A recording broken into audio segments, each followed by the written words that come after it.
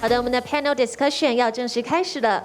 The panel discussion will start shortly. Please join me in welcoming today's moderator, Natalie, again. Welcome, and let's give a warm welcome to our distinguished guests. 好，我们再次用热烈掌声欢迎我们 panel discussion 的主持人 Natalie， 欢迎。那么继续呢，要欢迎的是我们今天一起加入讨论的贵宾们。首先欢迎的是阳明交大产业加速器中心主任黄金瑶主任，欢迎。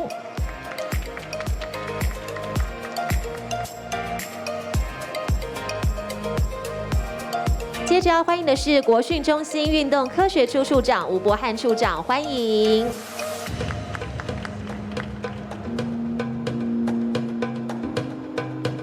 好，接着要欢迎的是新北国王篮球队执行长陈信生执行长，欢迎。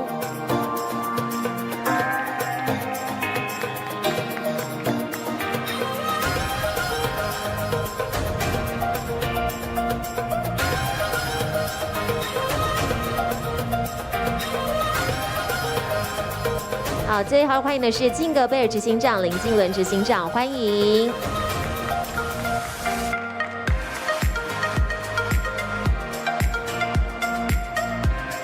好的，我们国训中心的吴处长呢，稍微去洗手间，稍后也会回来加入我们今天的讨论。那接下来呢，我们要再把时间呢先交给 Natalie. And next, I would like to hand over to Natalie for hosting the panel discussion. Okay, so we're very excited to have 4 leaders in the sports tech industry here in Taiwan. And thank you so much for coming today. And all of you who are listening right now, you can think of questions that you would like to ask our special guests. They'll be available to answer any of your questions at the end of our panel discussion. So our very first question is for Mr. Wu Bo-han. He is the director of the Sports Science Department at the National Sports Training Center, which trains our Olympic athletes. Now, in Tokyo last year, we are all very proud to see our athletes win 12 awards at the Olympics. And I believe that sports science did have a role to play in training our athletes. Mr. Wu, can you tell us how sports science is used in training our national athletes? Thank you, Ms. Zhu. Hello, everyone. My name is Bo-han Wu. I'm the director of the Sports Science Department of the National Sports Training Center, and also the secretary of the Provisional Office of the National Sports Science Center. First of all, I'm happy to share with you that the draft act for the establishment of the National Sports Science Center has been passed in May of this year. As we all know that our national sports team win 26 gold, 34 silver, and 30 bronze medals in 2017 Taipei World University Games, which was the best record ever for Taiwanese team, and also the national team win 2 gold, 4 silver, and 6 bronze medal in 2020 Tokyo Olympics, rewriting Taiwan's record books in the Olympic history. Besides the athletes' efforts, many people believe that sports science help athletes achieve the great results. It's indeed a true fact.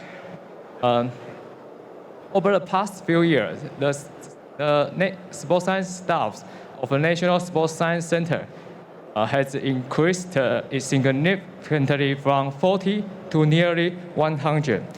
However, we still face huge challenges in high-level international competitions. If we want to gain better sports performance and the outcome, we have to upgrade and improve the current sports science support model, as well as to set up a national sports science center as United Kingdom, Australia, and Japan did. At present, the sports science staff in the National Sports Training Center monitor fatigue, physiological, psychological, biomechanical, and nutritional states of athletes, conduct analysis, and push forward preliminary solutions.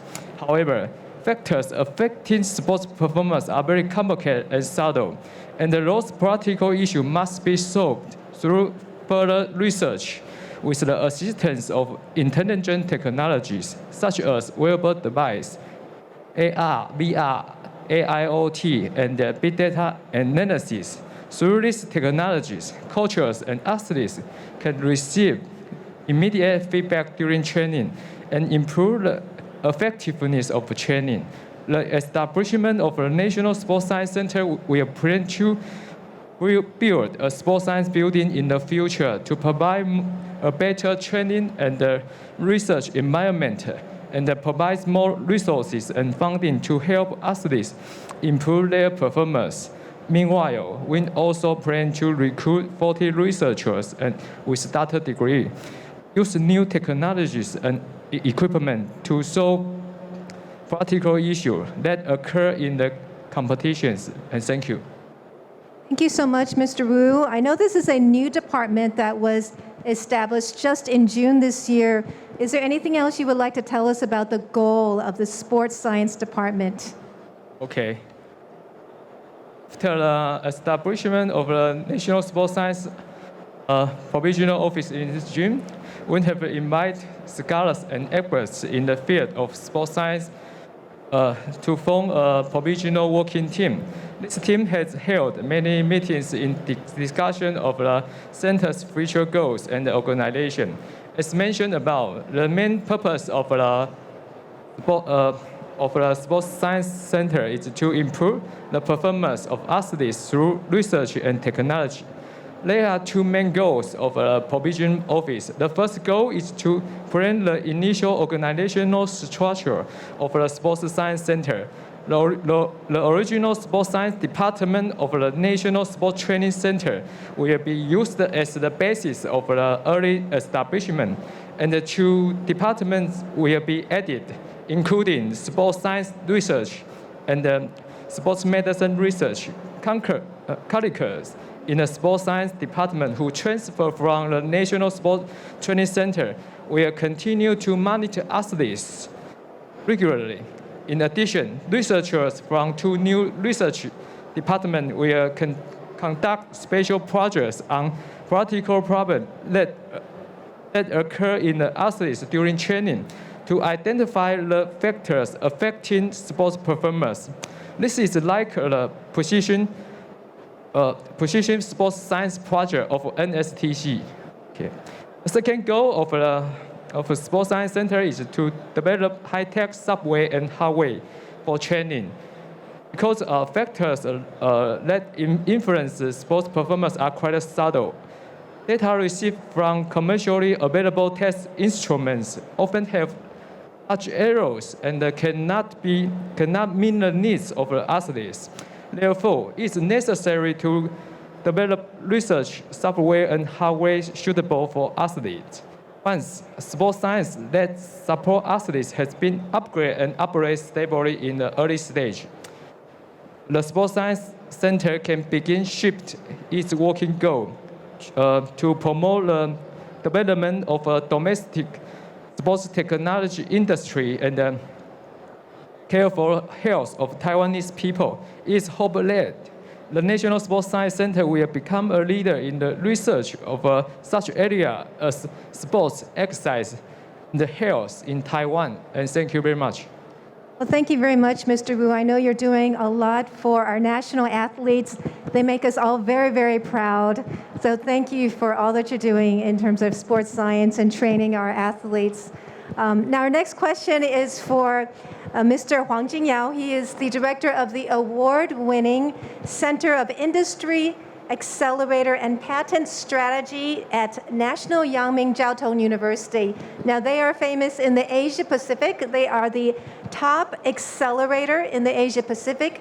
They've helped nearly 1,000 tech startups. So it's a very impressive center. And they're also focusing on sports technology. Can you tell us why sports technology is one of the focus of your center's work? Okay, we actually had the program starting 4 years back. Right now we have 85 companies select from 20 countries. Actually, there are more than 600 applications from 65 countries. I think that day one, actually, we try to go global. So the idea will actually work with a high innovation platform, which is run by Israel entrepreneur. They have a major focus on Europe, but we are the first one in Asia to do it. And so the idea here is certainly we actually have a strong collaboration. We have a very, as for now, probably that's a 30 million USD investment for among our team. And we have a more contribution to the region, to the Southeast Asia especially, because we actually take team from the region, we actually make contribution, and we actually have a so-called the forum to collaborate with them. So I think we think it's very excited because it's very vertical sector. It's not very popular in Southeast Asia or the Asia in general. And then even though it's quite popular already in the US or the Europe, I think we're probably the first one to try to take the lead and make a contribution of those. Yeah. Well, what's also very impressive about your center is that you won the National Innovation Award. So can you tell us your insights into the key to success and innovation? We don't want to waste the startup time because they have spent so much effort to try to be success. So I think the more fundamental things that we just give them what they really need at the multi-stage. So because we are the accelerator, so we have the turn-based. So every 3 to 6 months, there's a milestone to achieve. Even though financial, the investment is the most fundamental, but besides, the structure of the company, the market fee, those mentoring services, the corporate engagements, the funding. So we are very sincere in terms of that kind of effort and the value. So probably that's the reason we are being selected. Yeah. Well, that's very impressive. Thank you for the work that you're doing in innovation. Now we're going to hear next from the CEO of the new Taipei Kings, a professional basketball team. I think we know who that is. That's Phil Chen. He's wearing a little basketball jersey here. Well, I'm sure sports science is very important to the training of professional athletes. Can you share what role it is playing on your team? Yeah, I would say because basketball is a team sport, I think we have analytics both on the team side and also on the individual kind of athlete's performance. I think a lot of our focus is there's performance, there's practice training, and then there's rest, right? I think one of the things that we did last year that was different from every team is we focused a lot on rest and recovery. I think all the new data science and sports science shows that, the rest and the recovery increases the longevity of our players. And so if you look at our team this year, we actually have, I think, 2 or 3 players approaching the age of 40, right? And we want to elongate that as much as possible. I do want to share one story. There was a player named Thomas Welsh on our team last year. He was UCLA, played for the Denver Nuggets in the NBA, and he had this chronic back pain, okay? And the funny thing is, our team, which was, we had our own team trainer, we had a Pilates guy, and then we also had an acupuncturist, And what I found was that team together discovered something in his behavior that, and I'm actually very proud to say this because in his years in the NBA trainers and their staff and their medical staff didn't discover this source or cause of injury for our player Thomas Welsh. And I don't there's so much for us to learn about the human body, about performance, about training, about nutrition, about rest. But it was interesting because we're also the only team that, work with a Pilates guy. And this Pilates trainer, his name is Andrew, he was able to discover this kind of behavioral thing with this. And he discovered something that, obviously the NBA trainers and medical staff, they're the top of the world, and we were able to discover something. And so that brings me to also some of the Chinese methods that we employed. Like a lot of players are using acupuncture, they're using I don't know what's it, 拔罐. What's 拔罐 in English? Anybody know? Anyways, a lot of players are using that. And I think it's cupping. Is it cupping? Cupping, yes. So I think I see NBA players starting to use cupping, and it works. Now, I want to ask these experts questions like, how do we prove that? How do we, from a Western medicine, show like? But it's very like, but it works for players, right? But I can't really say I understand the science. The acupuncturists and the Baguan people can't tell me from a Western perspective what's going on. They have to tell me from a Chinese perspective. And a lot of times these Chinese perspectives and the Western perspectives are like completely contradictory. For example, like, after games or athletes, recovery, they have to go into ice baths, right? Which is often completely opposite of, Chinese, keeping the heat and the energy. And so I have to say that this is only my first year running a basketball team and engaging with sports science. I have a lot more questions than the answers having done this. And so I'm a rookie here, but I'm here to learn. So that's very exciting to hear how Taiwan's Chinese medicine has been able to help professional sports teams such as acupuncture. What did they discover? You said that there was one player that had a back injury. What was it that they discovered here in Taiwan that was able to help him that he didn't discover when he was in the NBA? So the Pilates instructors, Pilates is not like sports training is all about strength, power, velocity, and you isolate muscles, right? The Pilates instructor is more like they're more holistic. And so, for example, he would just watch how Thomas runs, how he walks, and the imbalance that he would discover. And so he discovered that he was running a lot on his heels. And then in that running pattern, he also found that one leg was longer than the other, right? And so he had these tendencies. And so, I think that, and so that's what we discovered from his running, from his, obviously physiological structure. And we changing that behavior, of course, then reduced his back pain. So I do think that one thing about Chinese medicine is that it is more holistic. And that's very exciting to see that how that's been able to help your athletes. Are there any other trends that you notice in Taiwan's approach to sports science? Because I know you're from California, and how that compares with the rest of the world. No, I'm just really excited of kind of exploring more, obviously, Chinese recovery methods and, injury prevention and all these things.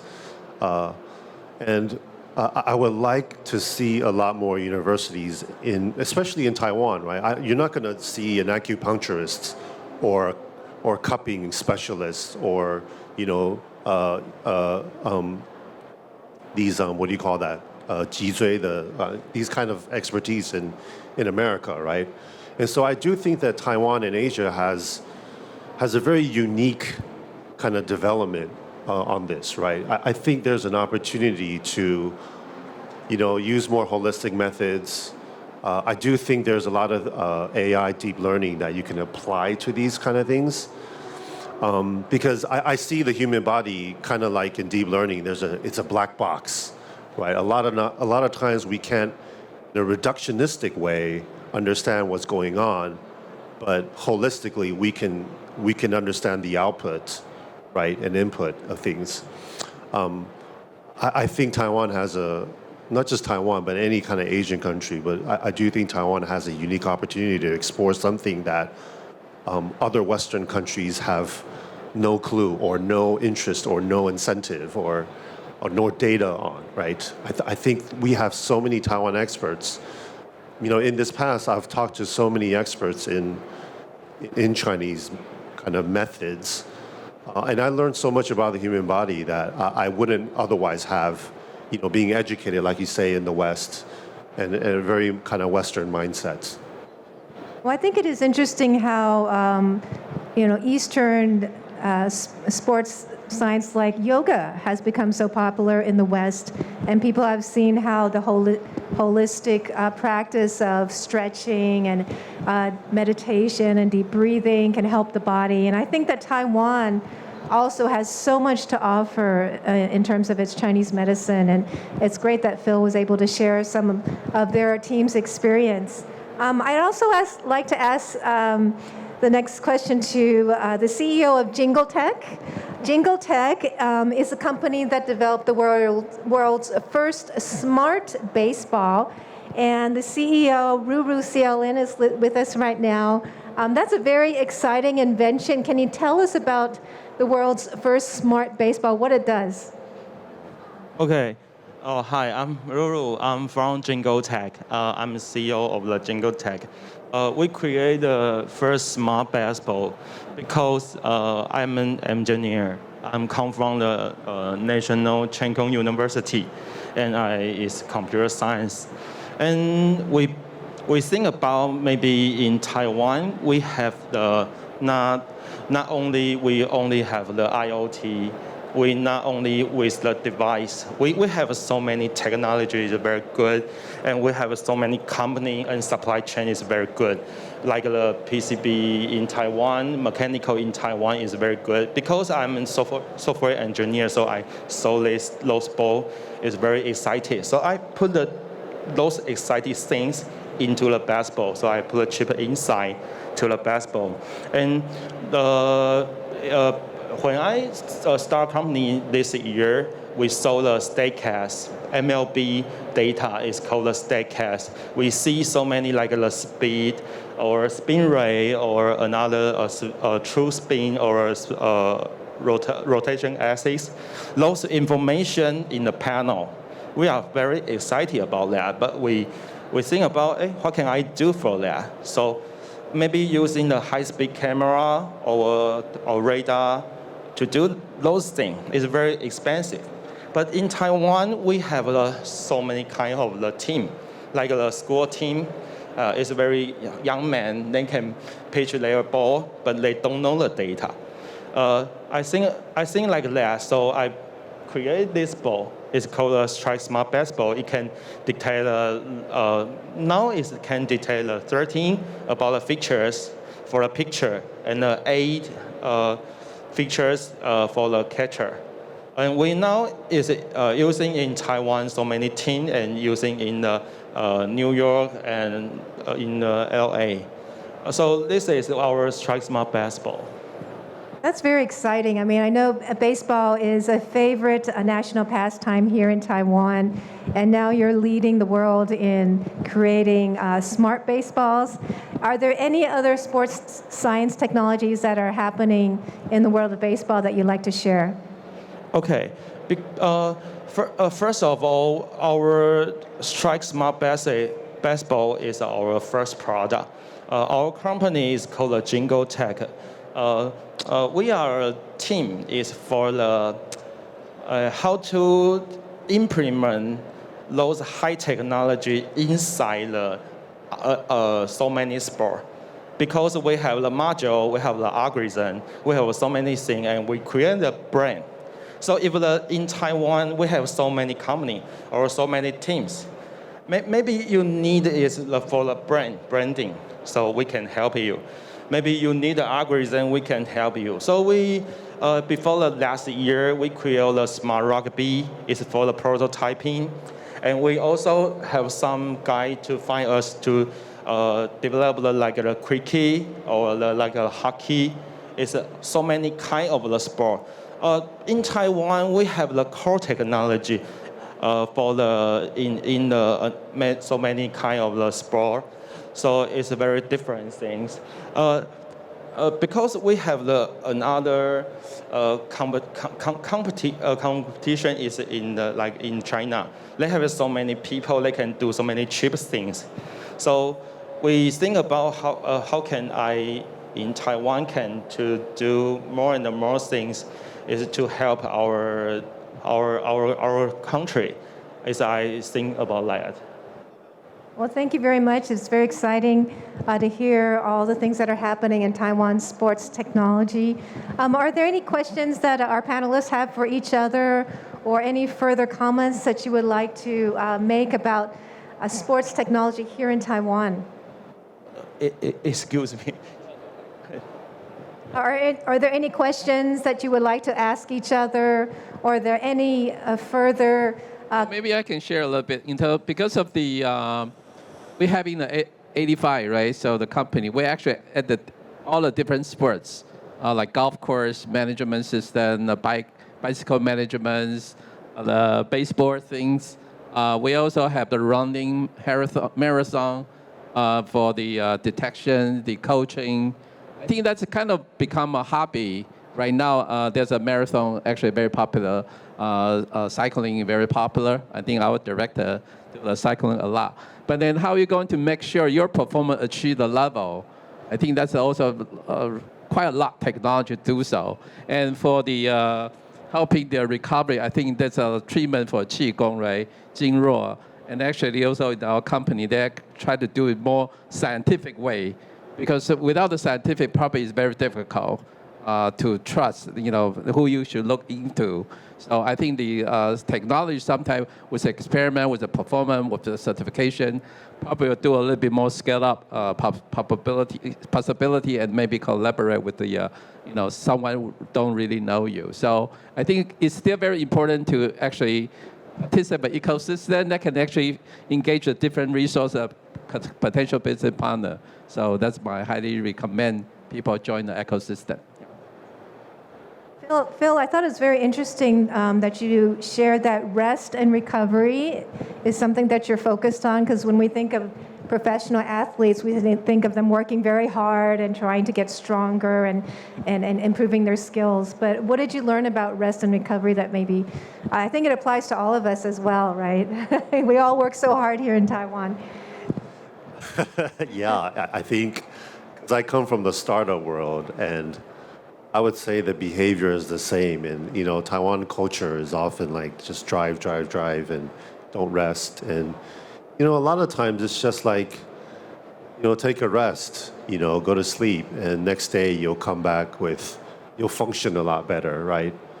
I think Taiwan athletes I do think they're overworked, because I guess the approach that, Taiwan coaches or owners, they think of running a team like running a business, right? And so we need, I don't know, you need to be like, if in the office you're 8-10 hours, as an athlete, you should be doing what?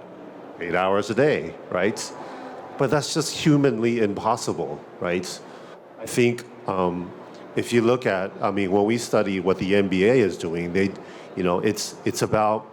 it's not about like working out or training for 5-6 hours a day.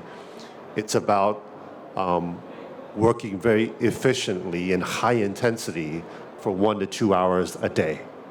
That's 1 to 2 hours a day. Like, that's not acceptable for Taiwanese I don't want to just say Taiwan, Asian kind of thinking, right?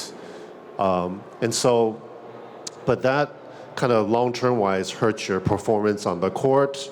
It hurts kind of your longevity as a player, right?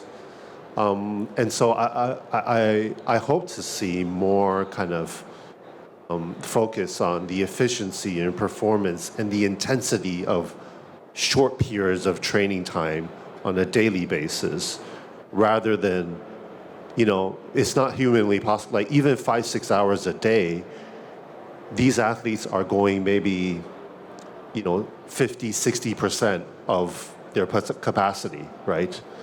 I would much rather see 110% of 1 to 2 hours a day than 50-60%, 5-6 hours a day.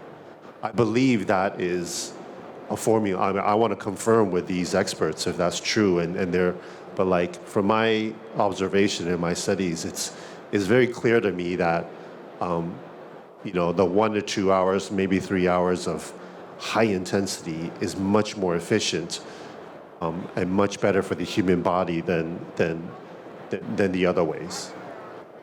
Is there anything anyone else would like to share on that note? I tend to agree because that but we need numbers, right? We need science numbers, to see what is more effective. That's why the people like sometimes do meditation before they do they have to somehow relax a little bit. But whether there's a 4 hours, and what's the intermediate to get the rest that you mentioned, But without those numbers, that certain become like the coach have their own experience and they are the champion of the game. And so that's what they had learned from the past. But I mean, maybe the training center know better, right? Because you have to get the proper scientist number, to really do what is right or wrong. Maybe I'm not so sure exactly. The body from the West and East may not be identical. So, how you make that kind of similarity treatment in Asia, I'm not so sure it's the equivalent or not. But we need numbers, right? So someone have to spend time to study that, I guess. Mr. Uboham, could I ask you how many hours our National Olympic athletes usually train a day? 如果是我们的奥运的选手，他们平常一天可能要训练几个小时？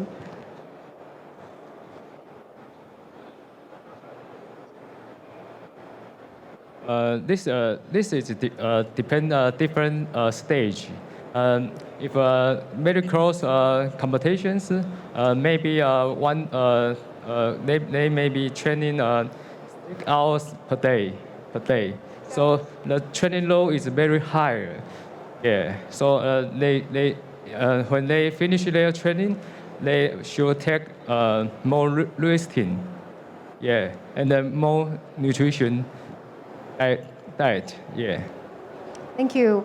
Well, I think it's very interesting how sports science is helping sports to be more efficient, right? And I'm sure that a lot of the technologies, such as the smart baseball and all that's happening in Taiwan, is helping our athletes to become their very best. Now, are there any questions that people in our audience would like to ask our experts? If there are any questions, please feel free to raise your hand. And we have a question over there. Can we give the sir a microphone, please?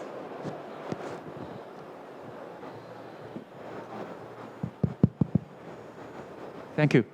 Hi, everyone. I would like to ask Phil.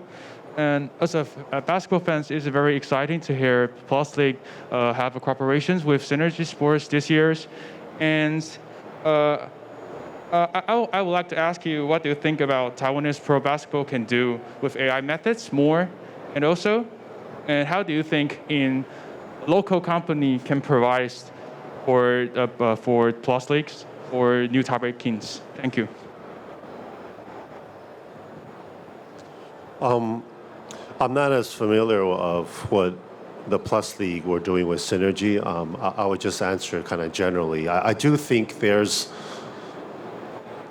if you look at baseball and football and basketball for the past 10 years, and I'm talking about Americans, Major League Baseball, NFL, the baseball game hasn't changed. Football really hasn't changed, but basketball has changed.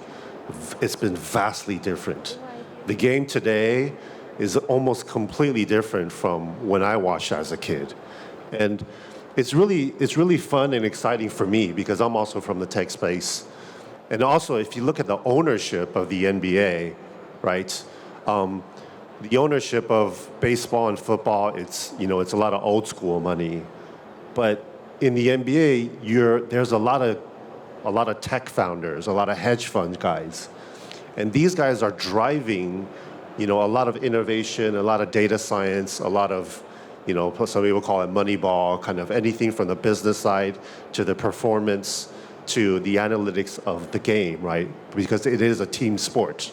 It's very different from, there's no analytics for, individual sports as much, right? The complexity of a sport, of a kind of a team game is fascinating. And so I'm really excited to see kind of using data analytics to drive the game itself, right? The NBA and the game of basketball, it's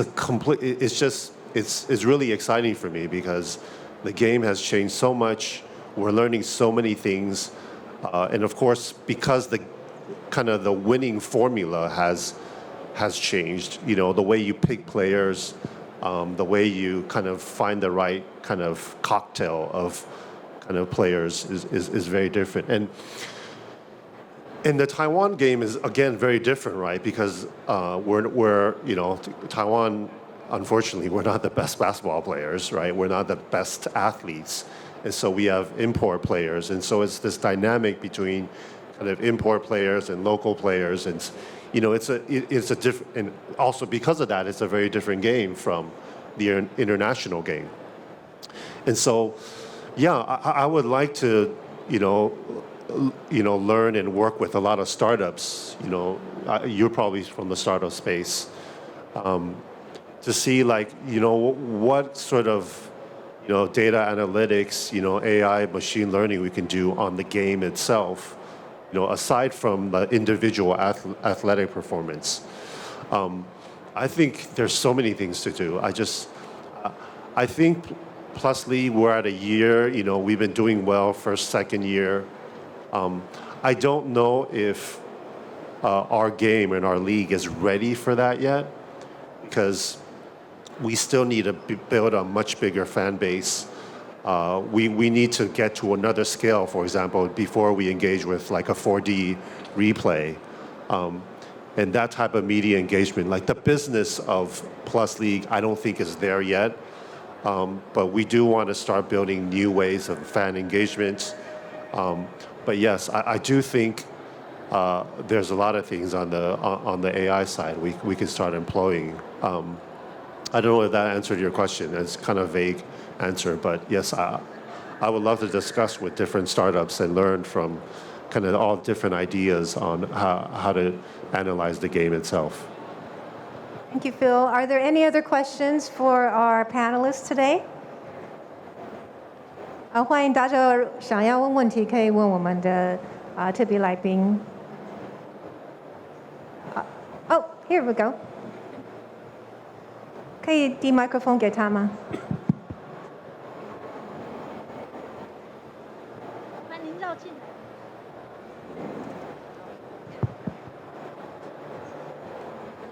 Hello, I'm a baseball fan of MLB and CPBL, and I have two questions for Ruru. And the first one is, and I'm wondering the accuracy of the smart baseball compared to the state of statecast between what's the accuracy between these two kind of states. And second question is that, and we all know that the broadcasting experience in like CPBL and between MLB is they have a gap. And how have you have any plan to help our and Taiwan's TV, baseball TV live stream, and how can you emerge your technology to help to improve the visualized experience? Okay, thank you. I saw you are the fans, because it's fans we ask like those questions. So first thing is you call the accuracy. Our partner in the Japan and in the United States and in Taiwan, we now is selling in the Decathlon. They to buy our products, they first thing they will check our accuracy. They will maintain the lab and give us the report. So they already check with the TrackMan or the Repsodo with our Strike Smart Baseball. Accuracy is they can prove. So we sell in their channel. This first thing. But another question about our in Taiwan, because Taiwan we did not find some lab to help our technology company to give our report for the accuracy for our like a sport tech product. So this is a good question. for you. So in our before the 4 years, we use our sales channel to help us. But now we maybe in Taiwan we can help another company like a startup. We try to that. So if you are a startup, you're interested about it, you can to find me. Okay. Then the second thing is a big question. Just like the basketball, just like so many sport, because this in this time, in this stage, this year is very excited about the sports science, because before the 4 years, 5 years, the sport is traditional. They can control all of things, but technology is more and more inside the basketball, inside the sport. So we have the like an IoT device, high-speed camera, and we have the big reason about that is we have so many people come here to see those data. Oh, this data is good, and we can train it like that. They want to try, and we will be better. This is our goal. But I think in like the basketball team, they are very needed to handle so many things. So they're very confused about like how can this startup can help us for this, or we can put this device in our team. Is very not in their control. But I needed to say about a TV show for vision. This thing is this is another category. It's not for our device. It's another, because we sell the product to help people to use, but we want to try the device for in the basketball game to use. But here have so many difficult things, because we have the team needed to buy our device. And those devices create the data. We need a TV to show. We needed to sell them the right for them. So in MLB, how to solve that is MLB to call all of the teams, and everyone gives some money. Everyone to do together. It's MLB do. But now in Taiwan CBPO, they don't do that. So I think maybe we need more and more time to prove it. So if you want to do, maybe you can to help some team, maybe Lion team or another team, to say, hey, you call the CBPO and to come here for our fans. We can see so many things. Is our fans' dreams. It's very good. Okay, thank you. Those are great questions. Are there any other questions that people in the audience would like to ask our experts? Yes, there's one question over here. I would like to ask Mr. Huang about some question. I'm a co-founder from Spot, a startup from Taiwan, and we start on 2020. We provide a video solution and streaming solution to local basketball league like Plus League, T1, and also the baseball league, CPBL. And as we are going, we start to realize that Taiwan market is super small, that I already target all of the professional leagues. So from your perspective, how do you think your organization will help startup to go global? Or what's any advice you can provide to us? Thank you. Okay, I think that's a good question. I think in the early batch, we have a similar streaming solutions. They also have the challenges to develop their business here in Taiwan. Not only on the sports, though, they actually do a lot of different things because streaming can do a lot, right? So we actually bring them to Japan because at the time may be more interested to do something new. So the different market have a different need. So you never know what will happen, but may not be focused only on the sport, because sport is not necessarily the most profitable. It's called the media in Taiwan now, right? So maybe you can do concert, we can do something else. So probably still need to identify the right business segment to the adoption of your technology. And certainly with the mature of your technology, you can actually go abroad, maybe like Southeast Asia, and maybe they want to do something, which maybe there's a chance. But when you're doing this, you don't just go. You want to find a local partner who can help you. I think like 40Play, they have tried to find a local partner to facilitate the business possibility. So join the ecosystem, we can certainly help to act and check. I think someone quite close to you is from Thailand, Sasani. She has quite influential. If she want to help you, they have very high chance you can get into the contact and then have the business discussion. And then we talk about the solution, how sophisticated, what's the pricing, how to compete with a local competitor, and that's a business, right? So I mean, but you have to go into besides by yourself, you can also enter an ecosystem to help you. Yeah. Thank you. Are there any other questions for our panelists today?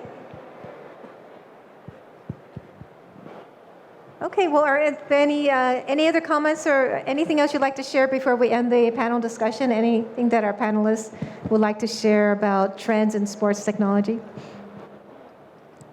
All right, well, thank you very much. I'd like first of all to thank our panelists. First of all, we have CEO of the New Taipei Kings, Phil Chen, the professional basketball team. Thank you so much for coming today.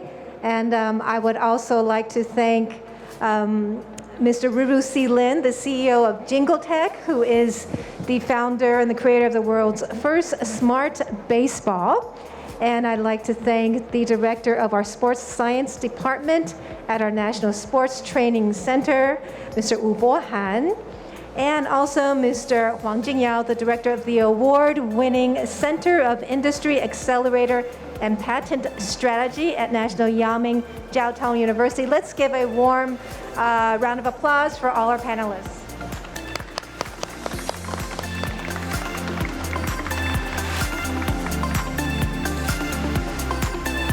And are we going to take a picture again? Okay. And please take our masks off. Closer. This way.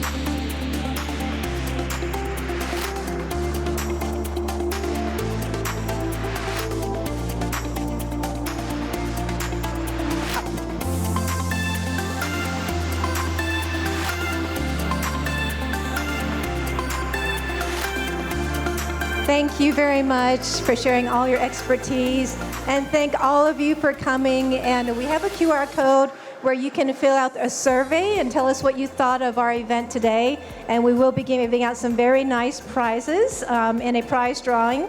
But thank you all for attending our Sports Technology Forum. We hope that you really enjoy the expo today, and have a great day.